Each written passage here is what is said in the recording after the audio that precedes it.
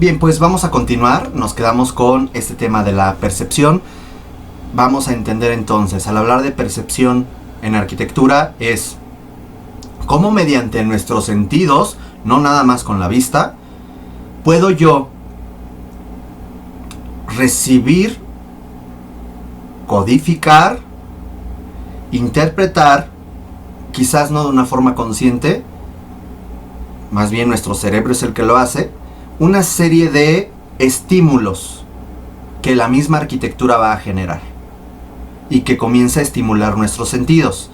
Ahí quizás el que es más difícil de estimular es el gusto. Y no estamos hablando de un gusto como un bagaje de análisis, de, es que tiene buen gusto. No. En este caso se refiere a probar las cosas. No vas a andar lamiendo las columnas. Quizás, y aquí me recuerda, no lo sé, es a lo que yo he podido deducir. Creo que hay cosas que tú ves, que tú hueles, que tú escuchas, que tú tocas, sientes, que de pronto te desencadena una serie de recuerdos. Y eso lo vamos a ver, creo, la siguiente clase o en 2 clases. Y esta serie de recuerdos lo que hace es que nos acordemos de algún evento y pudiera de pronto decir, ay, eso huele a la comida de la abuela o a la comida de no sé qué. Algo así como Ratatouille, ¿no? De pronto Ego, cómo se acordó de su infancia. Y bueno, ahí lo capturó. Creo que estos sentidos tienen que ver justamente con eso. De cómo finalmente esto nos va a generar recuerdos. Nos va a generar emociones, sentimientos. Y así eso vamos, porque va de la mano con el aspecto de la fenomenología.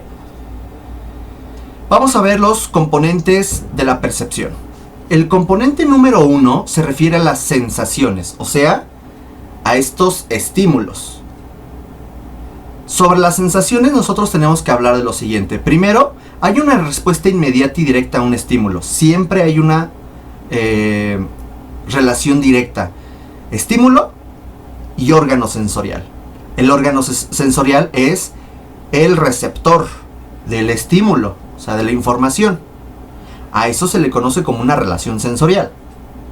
De hecho, si ustedes ven esa imagen o no la ven, ¿no? Aunque no, digo, yo no la estoy viendo, la estoy leyendo, aún así es demasiado llamativo y hasta molesta, ¿no? Como de pronto vemos un efecto que pareciera que se está moviendo, pero no se está moviendo, es una ilusión óptica. A partir del mismo diseño de estas franjas blancas y negras en diferentes dimensiones, que eso es lo que finalmente estamos viendo, nos genera un efecto visual. Es inmediato. También la relación sensorial se relaciona con los significados. O sea, lo anterior, esta respuesta inmediata entre el estímulo y un órgano sensorial, también se relaciona con los significados. Esto tiene que ver, por ejemplo, con un significado religioso, con algo de amor, ¿no? El de pronto, cuando sientes algo en el estómago y dices, son mariposas, ya me enamoré. Bueno, pues es algo que se genera en tu cuerpo, a veces miedo, a veces estrés, que de pronto dices, híjole, ¿no? Aquella persona que me gusta.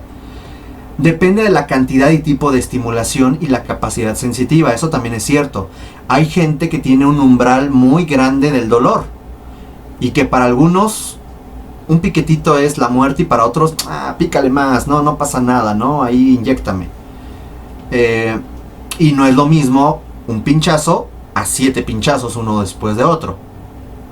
Depende mucho de nuestra capacidad sensitiva y depende mucho de nuestra, pues del tipo también de la estimulación y de la cantidad de. Hay una ley, la ley de Ernest Heinrich Weber, que dice que cuanto mayor es la intensidad de la sensación, mayor tiene que ser todo el cambio del estímulo.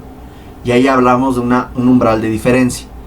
Tiene que ver mucho con la intensidad. Si nosotros recibimos una estimulación muy intensa, pues justamente cómo será la percepción, cómo será el entendimiento de esta. Y bueno, pues tenemos cosas así muy, pues no sé, parece que aquí te has metido algún tipo de ácido, alguna cosa extraña a tu organismo, y cómo con estas ilusiones, ilusiones cromáticas, se genera un efecto. ¿Y cómo puedo yo entender ese efecto? Si de pronto ustedes se quedan viendo un rato la parte central y luego comienzan a ver el entorno, pues parece que estás en un estado extraño, ¿no? Esto es algo que tiene que ver mucho con unas vanguardias, que se me ha olvidado publicar lo de las vanguardias. Espero publicarlo al rato. Yo les avisaré, ¿no? Para que ustedes hagan el favor de publicar ahí algunas vanguardias de mediados del siglo XX. Esto tiene que ver con el op art. El op art son efectos que se hacen en el diseño que te generan ilusiones ópticas. De pronto pareciera que todo está con diferentes dimensiones, con diferentes profundidades. Pareciera que hay pliegues, pero no. Es un pasillo con pisos, muros y cubierta totalmente ortogonales. Pero estos efectos nos generan esta percepción. Es una ilusión óptica. Si se fijan, lo que hemos visto son ilusiones ópticas. Lamentablemente a la distancia, solamente que yo hiciera algo en cámara o que de pronto hiciera esto, debe de subir, ¿no? Entonces dices, oye, Daniel, ¿qué te pasa? Tranquilo. Pero de ahí en fuera, tratar de estimular olfato, tacto, gusto, pues ahí sí ya me la ponen muy difícil, ¿no? Entonces, pero piensen ustedes en eso, cuando vayan a su casa de estudio, cuando ustedes vayan a la casa de su abuelita, siéntense y digan, a ver, ¿qué estoy oliendo? ¿Qué estoy sintiendo? ¿Qué estoy escuchando? Ah, interesante. Porque todo eso son referencias que vamos a ir guardando, almacenando en nuestro cerebro. Y esas referencias son las que finalmente tenemos que entender para reinterpretarlas y aplicarlas a nuestros proyectos arquitectónicos. Segundo componente, los factores internos. Ya hablamos de los factores externos, o sea, las sensaciones. Ahora los factores internos. Hay tres cosas. Uno, la necesidad. Hay un reconocimiento de la carencia de algo. ¿Qué significa? Tengo sed. Entonces tengo sed y empiezo a escuchar el agua. Digo, híjole, dame tantita agua, ¿no? Quiero ir al baño. Y empiezo a escuchar el agua. A mí no me pasa, pero hay personas que sí. Dicen, híjole, tengo que ir al baño. Por el simple sonido. Si de pronto a esta hora, 5 o 6 de la tarde, tenemos nosotros hambre y empieza a llegar un aroma a chilaquiles, aunque no te gustan los chilaquiles, dices, híjole, y empieza hasta a hacer ruidos el estómago, porque ya recibiste una estimulación. Si tú ya te atascaste de comida y empieza a oler a chilaquiles, hasta la reacción es, no, ya no quiero, no voy a comer jamás en mi vida, ¿no? Casi, como el alcohol, no vuelvo a tomar, ay, y vuelves a tomar y peor, ¿no? Después, la motivación, la búsqueda por satisfacer esa necesidad. Es a lo que yo comentaba. Si de pronto tienes sed, pero tampoco suficiente como para estarte muriendo, pues no pasa nada. Pero si de pronto te estás muriendo de sed, tú estás en espera o estás alerta de poder satisfacer esa necesidad. Entonces fácilmente estás alerta a ese estímulo. Porque, ¿a qué voy con esto? Estamos rodeados de un bombardeo intenso de estímulos. De algunos somos conscientes, de otros no somos conscientes, y otros simplemente ni nos interesa por esta motivación y esta necesidad. Muchas veces cuando están haciendo algo en la calle, ¿no? Ahorita que estamos a distancia, que el de la campana, el del fierro viejo, llega el momento en que te acostumbras y ya ni te das cuenta. Pero desde el otro lado, porque a veces tú estás en tu rollo, así me pasa, que yo estoy en mi rollo y no veo, no siento, no escucho lo que está pasando en mi entorno, y del otro lado dicen, ya pasó el de la basura, y 2 veces, ¿no? Porque tú estás en otra onda. Y finalmente la experiencia. El individuo aprende de las experiencias y se modifica su comportamiento, y esto genera recuerdos y emociones. Si tú eres una persona muy confiada, que andabas a altas horas de la noche, con tu celular en la mano, jugando Pokémon, o qué sé yo, en las calles del centro histórico, que ahorita anda ahí la cosa muy canija con los infanticidios, híjole, pues estás casi gritando a que te pase algo, ¿no? Que a lo mejor nunca te pasa, pero ¿y si te pasa? Estoy segurísimo que ese hecho te va a generar un recuerdo negativo, una emoción de miedo y no vas a volver a repetir eso, ¿no? Entonces, pues es algo que nosotros tenemos que ser conscientes. Proceso de percepción. Hay 3 etapas del proceso de percepción. Número 1, selección. Parte de los intereses y los valores y necesidades del sujeto receptor. O sea, depende mucho de cada sujeto. Así como la naturaleza del estímulo. Lo que habíamos platicado. No es lo mismo el tener hambre a no tener hambre y estar rodeado de comida. No es lo mismo el decir, hay carne roja, pero mi religión no me permite. Eso ya depende de cada uno. No es lo mismo tener ahí una carne totalmente fresca a una carne ya asadita y con nopalitos y papas y dices, híjole, pues a lo mejor sí me vuelvo carnívoro, ¿no? Luego está la organización. Al seleccionar se recoge una gran cantidad de la información. Ojo, la selección depende del punto anterior. Entonces, ya que se seleccionó una gran cantidad de información que el sujeto receptor clasifica, ojo, no es que está consciente y uno dice, a ver, sí, ya identifiqué lo que estoy recibiendo. No. Esto se vuelve muchas veces de forma inconsciente. Ahora lo que se les está pidiendo es que traten de ser lo más consciente de los estímulos a partir de ahora, para identificar qué lo origina y qué te genera. Para eso es. Ok, entonces, ya que después el sujeto receptor clasificó y asignó un significado a las cosas, es cuando más fácil y simple es un estímulo, más fácil de percibirlo y analizarlo. Cuando estás en un embotellamiento y hay el ruido y el calor, les ha pasado que están en el auto y dicen, me quiero morir, ¿no? Te estás derritiendo ahí, y escuchas el claxon, bajas el vidrio. Bueno, así ya es muy viejo, ¿no? Y se baja el vidrio y sientes un hornazo de calor y como de gasolina y tú así, mátame, ¿no? Todo eso de pronto pues son una reacción que comienza al punto 3, que es la interpretación, pero de ahí cómo cada cosa puedo identificarla. Si yo de pronto no hago el esfuerzo por identificar las cosas, pues nada más estoy así como dejándome llevar y muriéndome, pero de pronto puedo decir, esto es por esto está pasando por esto, tengo mucha hambre y más porque pasó el que está vendiendo no sé qué cosas. Entonces, el tercer paso es la interpretación, dar contenido a los estímulos seleccionados, organizados, y dependerá de las experiencias de cada sujeto receptor. Insisto, esto es de nuestro cerebro, es un proceso interno.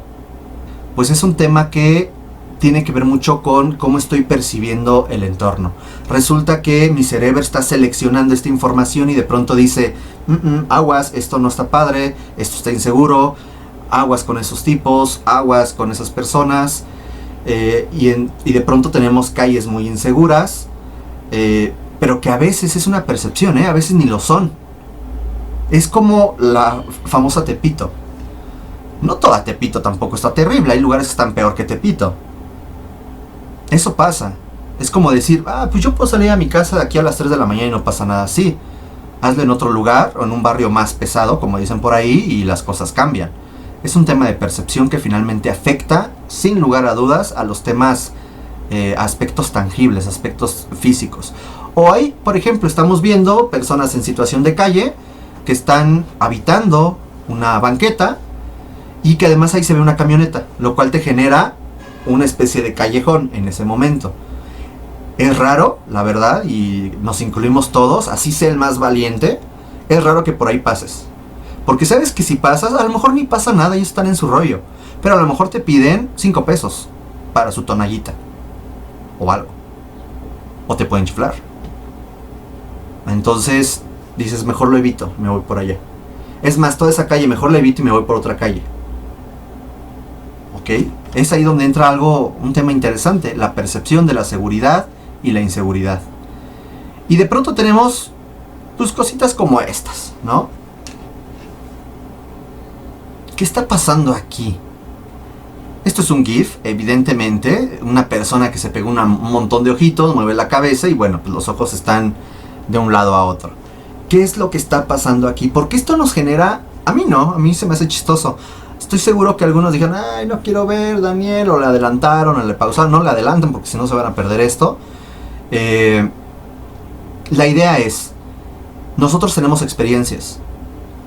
Al momento de recibir en este caso un estímulo visual, nuestro cerebro comienza a buscar estas referencias, estas experiencias, y dice, ah, caray, ¿qué es esto? ¿Qué está pasando aquí? Y entonces se produce una imagen interna y decimos, no, esto no me gusta. O, oye, ¿cómo le hizo? Mira aquí, este ojito que no se le mueve ahí en el labio. ¿Qué es lo que pasa? Simplemente hacernos la idea de muchos ojos en algo que no tendría que tener tantos ojos, te genera repulsión. Pero pues son de juguete. Lo que algunos llaman también tropofobia, ¿no? Tripofobia, que es esta idea de tener un patrón muy repetitivo de círculos o de agujeros, etcétera, te genera una repulsión. A mí me genera mucha repulsión y lo han visto, por ejemplo, cuando de pronto hacen una edición en Photoshop en el ojo y que se ven como hoyitos en el ojo. Oh, a mí eso sí me genera repulsión. Pero yo tengo la experiencia de que a mí las cosas que tienen que ver con ojos, a mí me genera mucho, no sé, accidentes de ojos y cosas con ojos me generan algo, ¿no? Repulsión. Vean esto. Cautivador. Chulo. Pues es un patrón a computadora que una superficie se está moviendo y está generando movimientos en la cara, en una superficie hecha a computadora. ¿Qué es lo que está pasando? Esto jamás va a pasar, pero la idea que pasa por nuestra cabeza de que de pronto nos podría pasar o de que pronto podríamos estar en contacto con eso, con una piel llena de hoyitos y que empezara a moverse, nos genera algo. Pero vean la oreja, esto se ve bien falso. Lo demás sí nos genera algo, ¿no? Y luego ver que ahí hay algo como rojito en el fondo. Y luego pasamos a esta otra imagen. ¡Tarán! No le adelanten, por favor, porque es importante lo que quiero que hablemos aquí. Esto es bien interesante, pero ese es un ejemplo ideal de cómo pueden jugar con las referencias que tenemos en nuestra mente. ¿Qué es lo que está pasando aquí? Estamos viendo un pie y son de esas imágenes que hasta huelen, ¿no? ¿A qué creen que huela? Como a quesito, ¿no? Y empezamos todos así de, ¿qué es eso? Guácala, Daniel, quita eso. Bueno, a ver. Es interesante porque esto evidentemente es un Photoshop, es una edición fotográfica y está generando la relación de esquemas, de experiencias que tenemos en la mente que queremos evitar. A nadie le gustaría tener esto en su pie.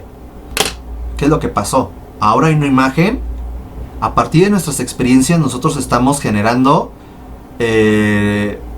evocando recuerdos de sonidos, de aromas, de texturas. ¿Qué es lo que pasa? Son unos dedos cualquiera y le pusieron unos efectos de algo que parece que se está deshaciendo y un efecto de escamas al interior y hasta algo como verde oscuro al interior. Jamás puede pasar. Pero el simplemente pensar que nos podría pasar un pie de atleta y que nos pudiera pasar esto nos da una cosa así horrible. Bueno, los pies de pronto sabemos, después de una tarde estando en el metro a 40 grados centígrados, si llegas a tu casa y te quitas los calcetines, seguramente los pies están sudados. Y peor si tu calzado estaba sucio. Entonces vuelve una cosa ahí medio mal. Y luego, nosotros tenemos la experiencia de la resequedad. Si juntamos eso, la resequedad, el olor a queso, la disgregación, o sea, agarrar algo y que se deshaga, todo ese tipo de elementos, si los mezclamos y lo ponemos en un pie, decimos guácala. Y si lo pusiéramos en un codo, guácala. Y si lo pusiéramos en un ojo, guácala. Porque empezamos a mezclar imágenes que de pronto no nos agrada. Veamos la siguiente imagen, ¿listos? Esto es algo rico, es granada y eso no sé, un chocolatito, no sé, un atole, no sé qué sea eso. Pero de pronto ahí vemos las secuencias que de pronto nos puede gustar o no nos gustar. Decimos, son huevecillos de aliens, ¿no? O de algo. No, pues es una granada, ¿no? Y en septiembre es su temporada, punto.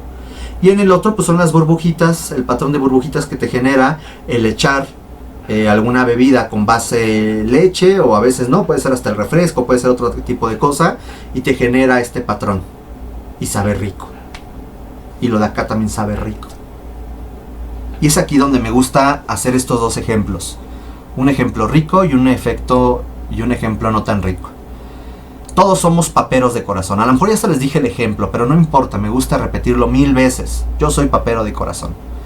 Si de pronto ustedes abren unas papas hojueladas, o sea, estas papas en hojuelas, las papas fritas, las pones en un tazón, les pones limoncito, así le exprimes, le pones tajín, le pones Maggi, le empiezas así a revolver, como que a más que a uno se le empieza a hacer aquí algo, ¿no? Sientes esta salivación, porque se te antoja. Pero no lo estamos ni siquiera viendo, lo estamos describiendo. Y ustedes están imaginando esto en su cabeza y de pronto dicen, ay, sí, unas papitas, qué rico, ¿no? Pero ¿qué pasa?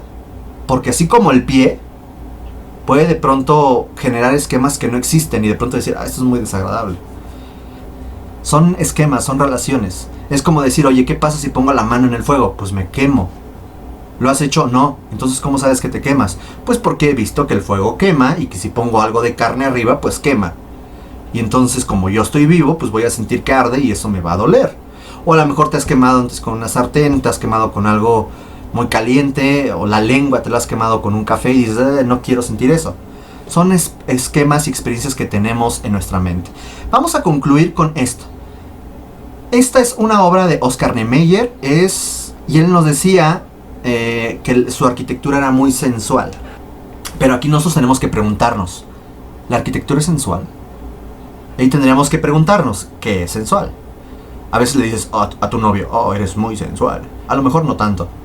Sensual se refiere a que es lo suficientemente estimulante para generar un impacto en tus diferentes órganos sensoriales. En todos, no nada más en el visual. Entonces ahí puedes decir, entonces mi novio no es tan sensual. Sí, puede ser. La arquitectura es sensual, debe de ser sensual. Debes de generar atmósferas, debes de generar... si el espacio no se toca, pero se siente. Entonces estas atmósferas deben de ser lo suficientemente intensas para generar algo. Lo espacial debe de ser lo suficientemente atractivo para generar algo. Y las cualidades del espacio, en consecuencia, pues tiene que ver con eso. Nosotros aquí vemos el Centro de Arte Contemporáneo en Niterói, en Brasil, Río de Janeiro. En Río de Janeiro, por Oscar Niemeyer, en el 96. Vemos cómo utiliza este camino curvo, esta rampa, para llegar al Centro de Arte, que está sobre una columna central, con una vista increíble al mar, ¿no? Vemos aquí fotografías internas, como el mismo manejo del espacio, el mismo manejo de lo espacial, esto que está conteniendo el espacio, pues te genera estas vistas interesantes. Puede o no gustarnos la arquitectura de Oscar Niemeyer. Digo, también ahí es importante el decir, a partir de esto o a partir del otro, me gusta o no me gusta, pero siempre justificándolo. Y no por eso decir, esto no me gusta, está mal. No puedes hacer ese tipo de crítica tan voraz y ruin. Claro que no. Hay que entender que son procesos, son tiempos. Sabemos que Oscar Niemeyer era una persona excepcional y estaba fuera de cronología, ¿no? Este señor andaba a veces hasta más adelantado.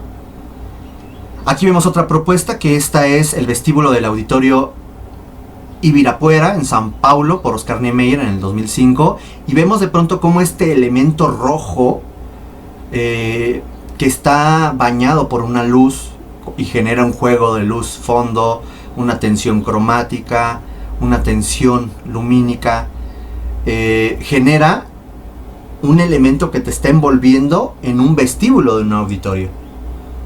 Algunos dirán, eso no me gusta, otros dirán, me gusta, me agrada el color. ¿Qué creen que sea el efecto que quiso aquí realizar el arquitecto?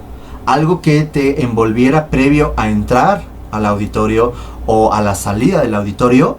Seguramente aquí hay otra perspectiva, vean cómo los pasillos, que son curvos, generan rampas, y de pronto cómo hay este envolvente, ¿no? que sale y se vuelve un elemento interesante en un espacio que es para estar, pero también es un espacio transitorio. Imagínense que esto estuviera en el mero auditorio. Sería más llamativo quizás que el mismo escenario, y eso no nos gusta. Vean, yo estando ahí, o bueno, creo que cualquiera de nosotros estando ahí se asomarían y dirían, ay, ¿cómo está hecho esto, no? ¿Está pegado, no está pegado, o qué onda? Hay personas que me han dicho, y lo han dicho en clase, no me gusta, o no me gusta el color, o no me gusta, pero creo que esa fue la intención. Imagínense que todo este espacio fuera blanco. Se volvería tan poco significativo que se vuelve netamente transitorio. Ya me voy. Pero estando ahí, eso hace tan atractivo el espacio que dices, quiero quedarme aquí un ratito, nada más a decirte hola, ¿no? Y vean, por fuera es totalmente diferente, ¿no? Un acceso con un elemento que parece una lengüita roja y de pronto todo es una pirámide y se acabó. Se está acabando el tiempo, nada más quiero ver. Esto era parte de un domo. Esto efectivamente era un domo. Y este es el proyecto de la tumba Brion en el cementerio San Vito en Asolo por Carlo Scarpa, uno de los arquitectos más interesantes italianos. Carlo Scarpa justamente tiene propuestas que tienden mucho al manejo de volúmenes, de sombreados. Y vean, si esta es una tumba y se encuentra ahí lo que serían la parte más importante o sagrada de esta pequeña tumba, pues estamos hablando cómo estos elementos en la cubierta comienzan a ser un espacio significativo, comienzan este espacio a darle un significado, y es hacia donde queremos concluir, una reflexión, cómo la percepción, cómo el juego de lo espacial para generar una espacialidad tiene que ver mucho en los espacios fisonómicos, en los espacios más importantes. No puedo hacerlo igual en todos los espacios porque si no llegaría a ser un bombardeo excesivo de estímulos. Bueno, esto de forma presencial se les subió un video, se les va a subir un video para que ustedes lo vean. Y bueno, algún comentario que puedan hacer en ese video, adelante. Este igual es Carlo Scarpa, es una restauración de un castillo llamado Castelvecchio, el Castillo Viejo, en Verona. Y lo hizo museo y restauró. Entonces es interesante porque vemos elementos estructurales o elementos originales mezclados con elementos netamente contemporáneos. Este juego pesado de volúmenes y de pronto de ejes que chocan, que se intercambian, que vuelan, es algo muy de Scarpa. Y vean cómo de pronto y es tanta la información que dices, a ver, ¿cómo está funcionando eso?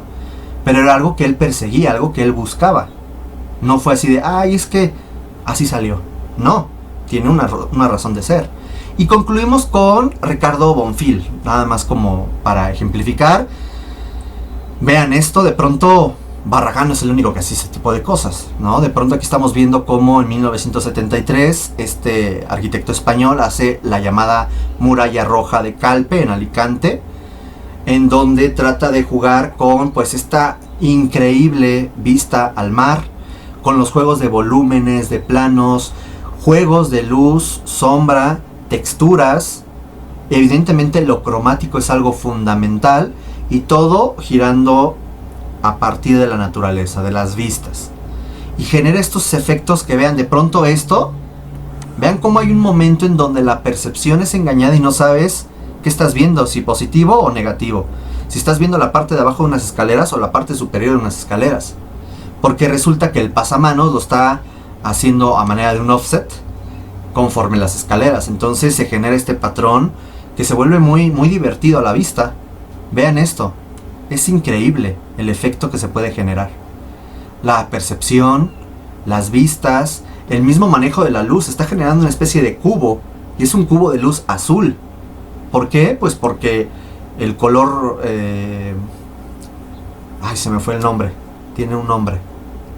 Bueno, este tipo de color que es un pigmento, pues finalmente el reflejo de la luz te genera este efecto lumínico. Vean qué interesante las ventanas. Las ventanas se pueden correr, se pueden proyectar. Tiene un nombre, abatir. Entonces, bueno, con esto concluiríamos la clase. Compañeras, compañeros, muchísimas gracias. Preguntas, por favor, genérenlas y nos vemos en 8 días. Gracias, bye.